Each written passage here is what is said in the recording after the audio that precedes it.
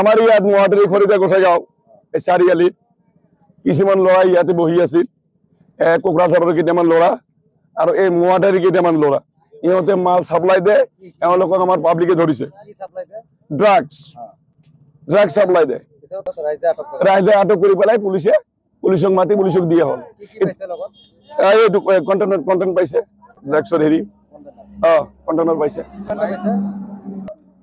পুলিচে কি কৰি আছে মই বুজি নাপাওঁ, পুলিচে কি কৰে, আমাৰ ইয়াৰ লোকেল মানুহখিনি কিয় নধৰে? ইয়াৰ পৰা চাপ্লাই হয়, দুটামান ল'ৰা দাউৰি পেলাইছে দীৰ্ঘদিনৰ পৰা। যেতিয়ালৈকে মিশ্ৰা আছিলে SP, এতিয়া আমাৰ জাগাখন ঠাণ্ডা আছিলে। এতিয়া পুলিচে নাজানে, আমি ধৰি দিলে পুলিচে ল'ব পাৰে, পুলিচে কিয় তদন্ত নলয়? পুলিচৰ ডিউটি নাই নেকি? নাই, সিহঁতে কিবা সিহঁতৰ লগত কোনো ৰিলেশ্যন আছে, ইহঁতক উঠাব লাগে, আজি ৰাতি এৰেষ্ট কৰিব লাগিব। এওঁৰ নামকেইটা কৈছে আৰু ৰাইজেও জানে, উঠাই লওক। বাছ নামকেইটা কৈছে, উঠাব লাগে। আমাৰ এইখিনিয়ে দাবী থাকিল, আমাৰ জাগাটো ভাল হ'ব লাগে। ল'ৰাবিলাক বৰবাদ হৈ গ'ল।